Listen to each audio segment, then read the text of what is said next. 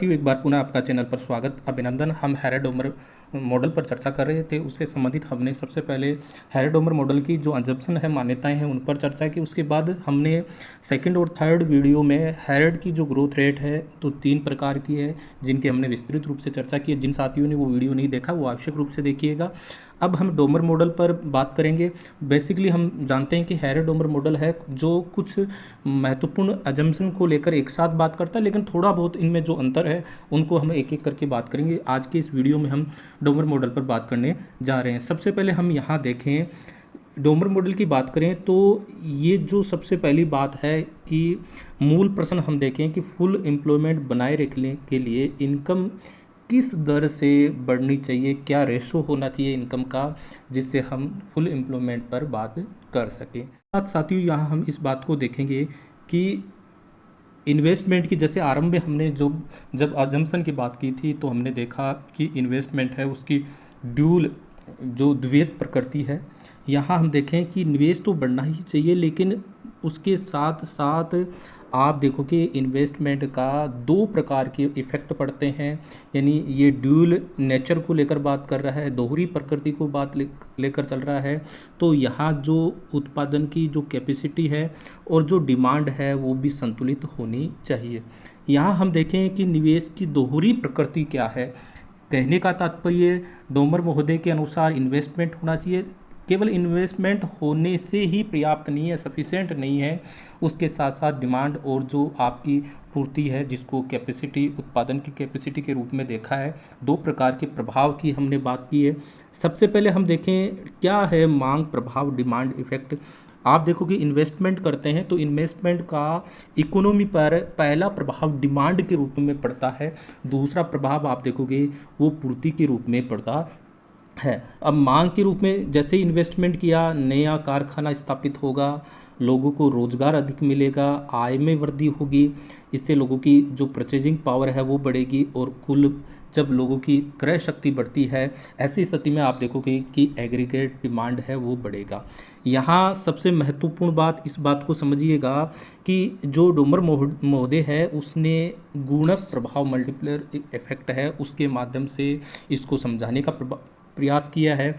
यानी आय में पड़ने वाला प्रभाव है। अब यहाँ ये डेल्टा आई, यहाँ आप देख रहे हो डेल्टा वाई तो वाई यानी आय में, यानी उत्पादन में, इनकम में प्रभाव को दर्शा रहा है, और डेल्टा आई है वो निवेश, इन्वेस्टमेंट में। और वो 1/s देख रहे हो, ये है आपका MPS। आपने जब गुणक देखा होगा, गुणक क्या होता है, 1/1 - MPC। ठीक है, ये आपका क्या हो गया, MPC आपको पता ही है, उपभोग की सीमांत प्रवृत्ति। जब एक में से MPC घटाते हैं तो क्या बचता है, MPS बचता है। तो हम इसको 1/MPS भी लिख सकते हैं। और यहाँ मैंने MPS को हमने किससे दर्शाया है, S से दर्शाया है। यहाँ देखिए साथियों, S से दर्शाया है।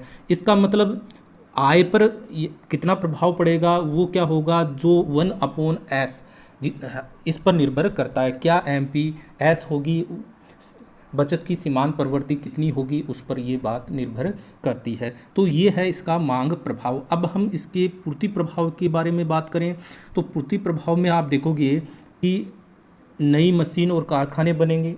पता है आपको, एक स्थिति तो ये हुई कि डिमांड बढ़ी, क्यों, लोगों को रोज़गार मिला, आय बढ़ी, और जिससे उनकी परचेजिंग पावर है, खरीदने की ताकत है, वो बढ़ी है। दूसरी स्थिति हम देखें कि अर्थव्यवस्था में जब इन्वेस्टमेंट होते हैं तो पूंजी कैपिटल में वृद्धि होती है। आप देखोगे ना, कैपिटल में इन नई मशीनें बनी, कारखाने बने, और कैपिटल स्टॉक बढ़ेगा, और कैपिटल स्टॉक बढ़ेगा तो उत्पादन की जो कैपेसिटी है वो बढ़ेगी। यानी इसको क्या कहा है, सिग्मा प्रभाव कहा है।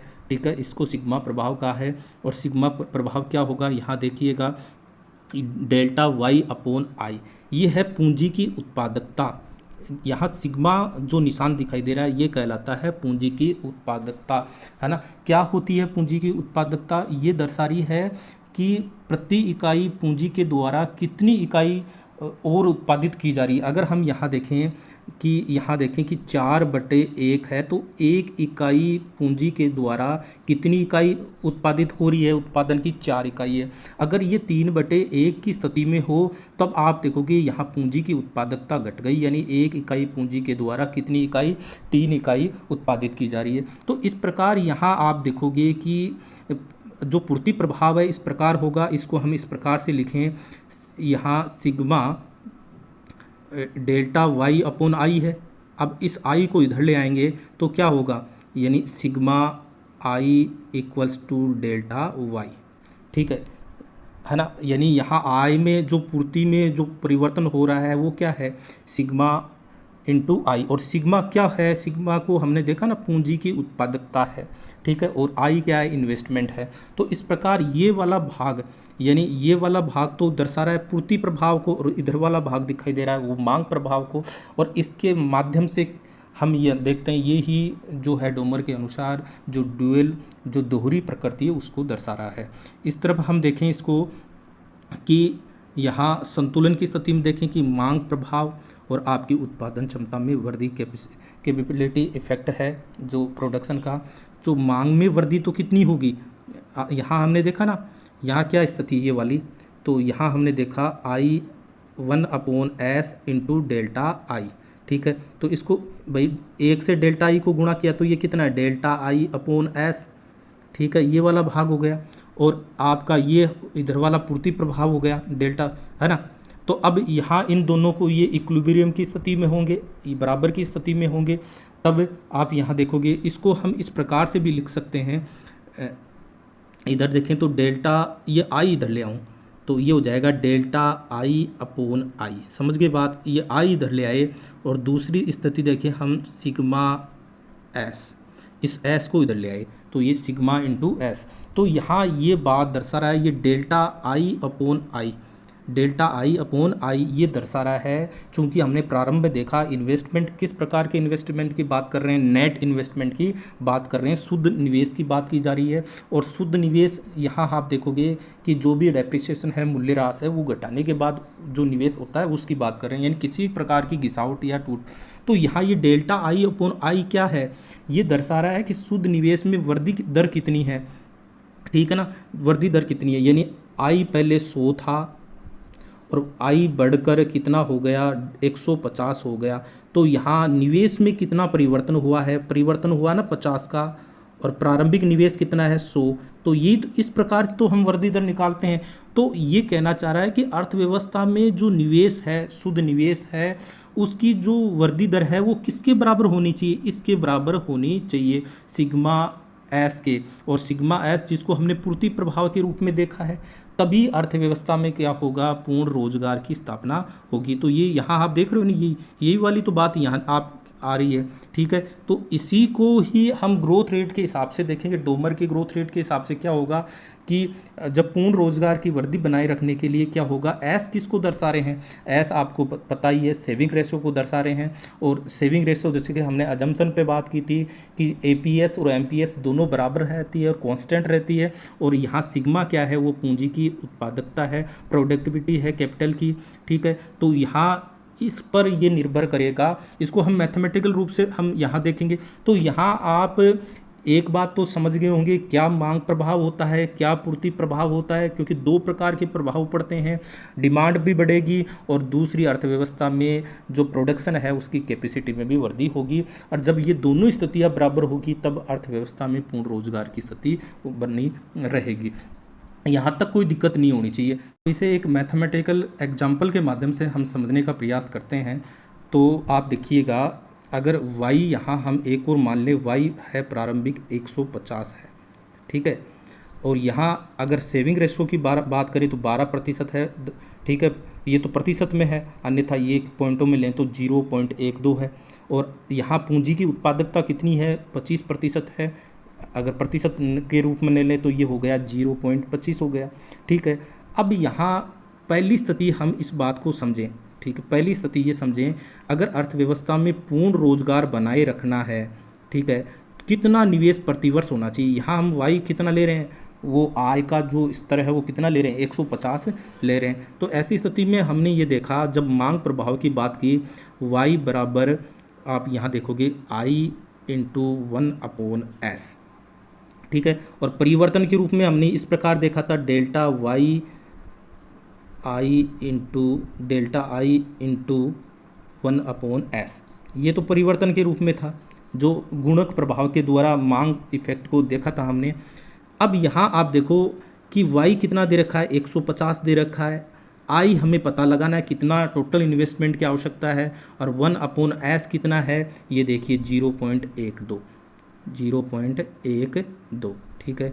तो अब इसको हल करते हैं तो कितना आ जाएगा, 150 ये इधर ले आए, 0.12, ठीक है, ये इधर ले आए ना 0.12। तो अब 150 को 0.12 से हम गुणा करते हैं, ऐसी स्थिति में आई हमें प्राप्त होगा $18 बिलियन। हमने वाई कितना लिया था, $150 बिलियन। इसको बनाए रखने के लिए अर्थव्यवस्था में कितना निवेश की आवश्यकता है, $18 बिलियन की आवश्यकता है। यहाँ तक आपको समझ में आ गई होगी। दूसरी स्थिति हम यहाँ देखें, उत्पादन की क्षमता की जो पूर्ति प्रभाव के माध्यम से इसको समझने का प्रयास करते हैं, क्योंकि हमने ये देखा कि पूर्ति प्रभाव क्या था, हमने इस देखा था ना, उसमें डेल्टा वाई आई इंटू सिग्मा, यानी जो पूर्ति प्रभाव है या प्रोडक्शन की जो कैपेसिटी है वो किसके बराबर होनी चाहिए, निवेश के किसके बराबर, ये निवेश इंटू सिग्मा। और सिग्मा को हमने देखा ना क्या कहलाती है, वो पूंजी की उत्पादकता, ठीक है। अब हमने आई प्राप्त किया ना, प्रतिवर्ष कितना निवेश होना जरूरी है, $18 बिलियन। और पूंजी की उत्पादकता कितनी है, यहाँ कितना दे रखा है, 0.25। तो ये लिख लिया हमने इंटू 0.25, तो ये आ गया $4.5 बिलियन।